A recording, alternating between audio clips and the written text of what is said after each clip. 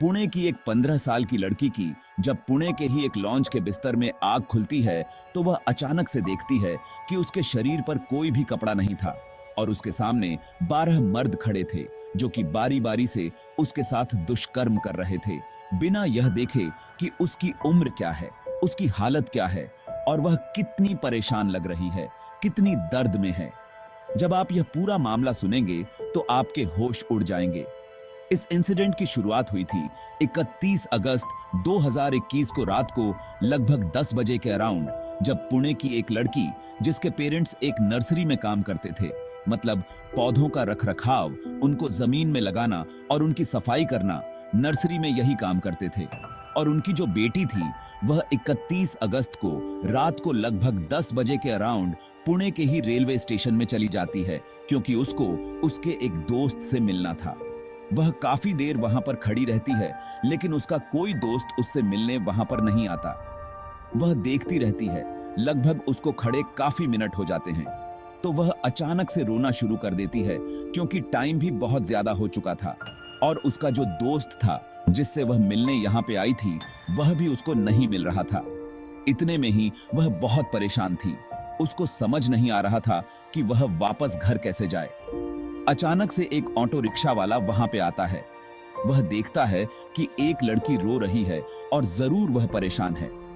तो वो उसके पास जाता है और उसको कहता है कि क्या हुआ, तुम्हें किसी हेल्प की जरूरत है? क्योंकि लड़की बहुत परेशान थी और वह ढूंढ ही रही थी किसी ना किसी को बात करने के लिए। वह चाहती थी कोई उससे आके बात करे और उसको थोड़ा सा कंफर्टेबल करे।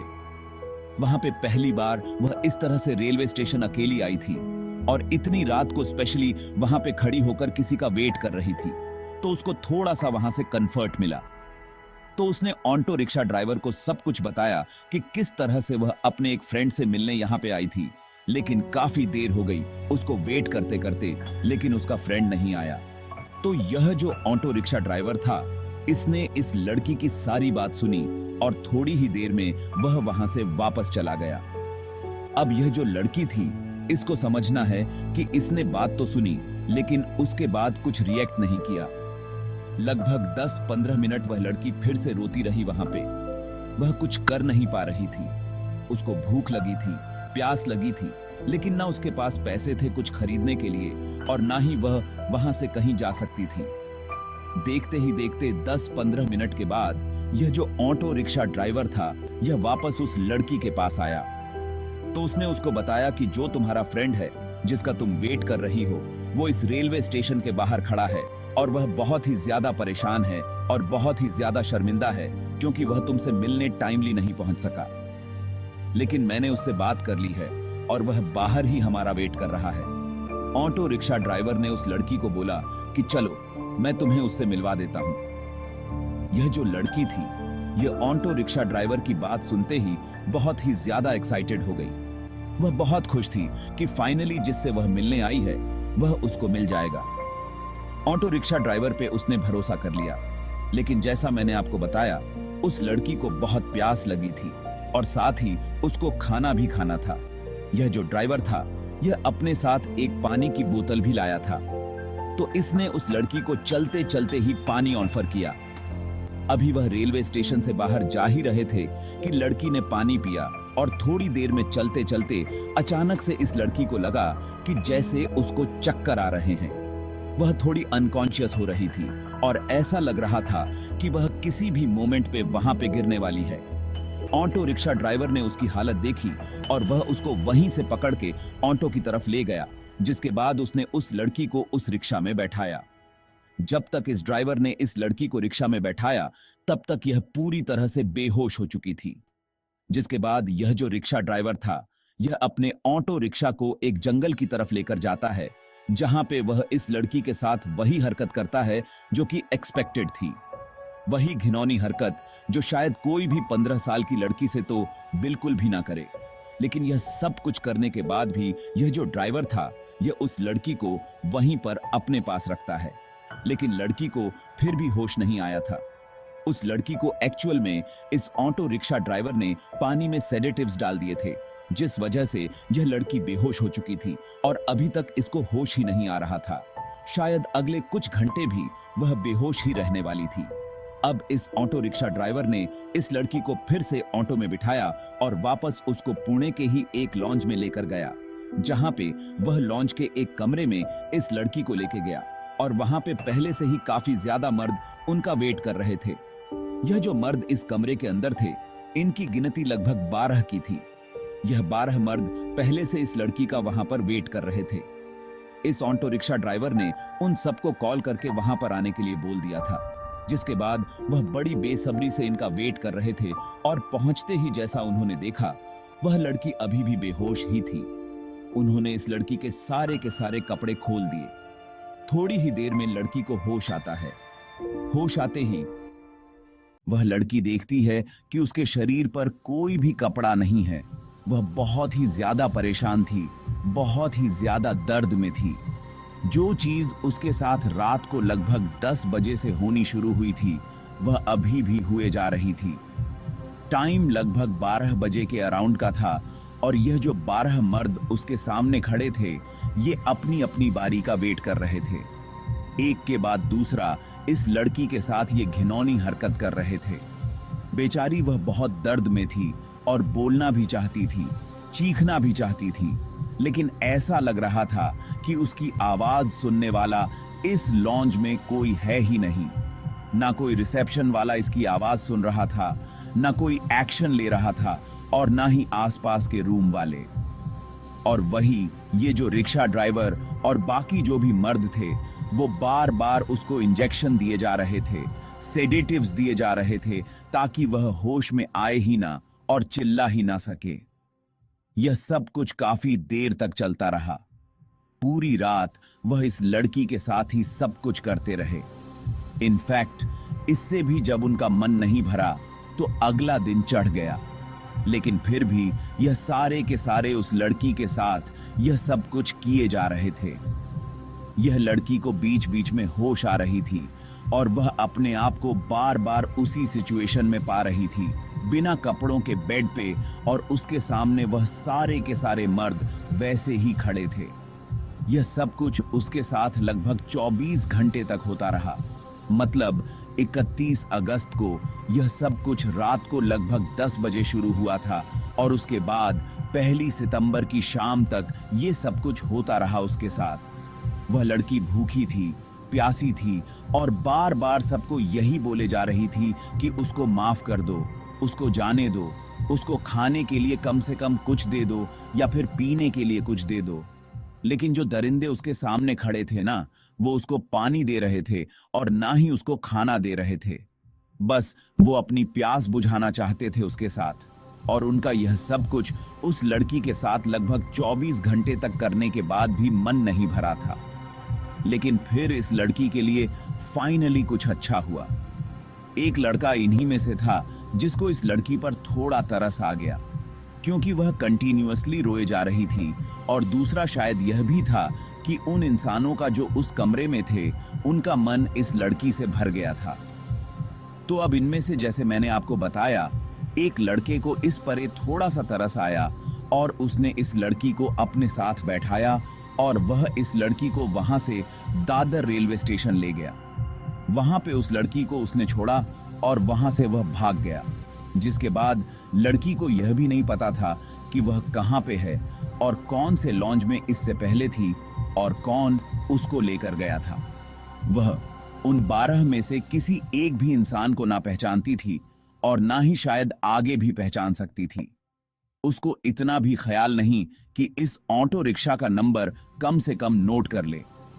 लेकिन ऐसा कुछ भी इस लड़की ने नहीं किया था, और जो 12 लोग उसके साथ उस लॉन्च में थे, वो सारे के सारे वहां से गायब हो गए और एक तरह से बेफिक्र हो गए कि लड़की उनके बारे में जानती तक नहीं है, तो क्या ही उनको पुलिस पकड़ेगी। इसके बाद जब वह दादर रेलवे स्टेशन पहुंची तो वहां पे भी वह बहुत परेशान थी, दर्द में थी, और उसके जो कपड़े थे वह भी बिखरे हुए थे। एकदम से देखने में क्लियरली लग रहा था कि इसके साथ कुछ ना कुछ गलत जरूर हुआ है और इसकी हालत बहुत ही ज्यादा खराब है। लेकिन यहाँ पे इस लड़की की जो मुसीबतें थीं वह अभी खत्म नहीं हुई थी। यहाँ पे जैसे ही वह दादर रेलवे स्टेशन पहुंची तो वहां पे दो स्वीपर थे। उन्होंने इस लड़की की इस हालत को देखा। इन स्वीपर्स की जो उम्र थी वह भी कुछ 28 से 30 साल की होगी। इन्होंने जैसे इस लड़की को देखा तो वह समझ गए कि इस लड़की के साथ कुछ गलत हुआ है। तो यहाँ पे कायदे से कोई भी नॉर्मल इंसान होता तो वह उस लड़की की हेल्प करता। वो उस लड़की को पुलिस स्टेशन लेकर जाता, उसको कुछ खिलाता पिलाता और उसकी हालत में थोड़ा सुधार लाने की कोशिश करता। लेकिन इन दोनों ने भी वही किया जो इस लड़की के साथ पहले से होता आ रहा था। इन दोनों ने भी इस लड़की के साथ इस रेलवे स्टेशन पे ही यह नीच काम किया, यह नीच हरकत की, जिसके बाद यह लड़की और बुरी तरह से डर गई थी। अब इस लड़की का किसी मर्द को देखने तक का मन नहीं कर रहा था, बात करना तो दूर की बात है। तो यह जो दोनों स्वीपर थे, इन्होंने भी अपनी प्यास इसके साथ बुझाई और उसके बाद इसको एक चंडीगढ़ की ट्रेन में बैठा दिया, यह सोच के कि ना अब यह किसी के हाथ आएगी और अब इसको खुद ही पता नहीं चलेगा कि इसको जाना कहाँ है। यह लड़की काफी घंटे इसी ट्रेन में बैठी रही, एक कोने में ही। बारी बारी से कितने ज्यादा लोग उस ट्रेन में चढ़ रहे थे, उस ट्रेन से उतर रहे थे। सब उसको देख भी रहे थे शायद, लेकिन किसी ने उससे पूछना तक सही नहीं समझा कि आखिरकार उसके साथ गलत हुआ क्या है। इतने लोग थे लेकिन किसी ने भी नहीं पूछा।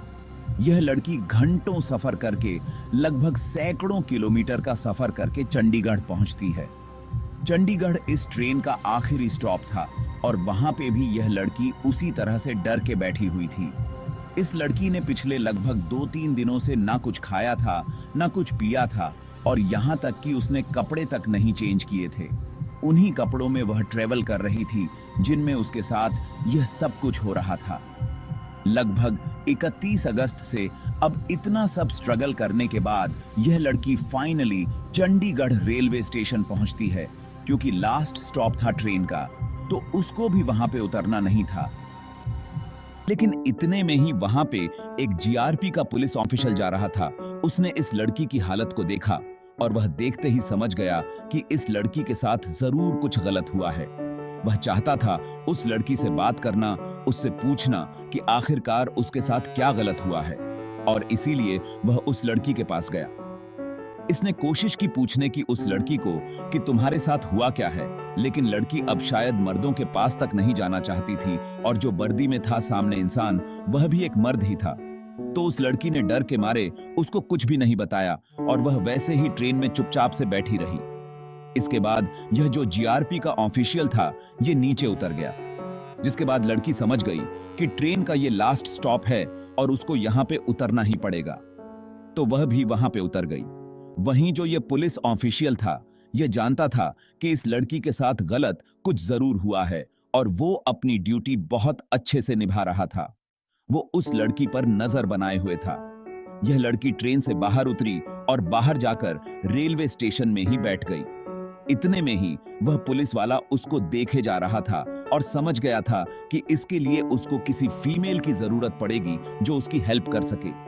तो उसने CWC पे कॉल की, जहां से थोड़ी ही देर में एक महिला ऑफिशियल वहां पे पहुंचती है, जो कि इस लड़की को अपने साथ ले जाती है।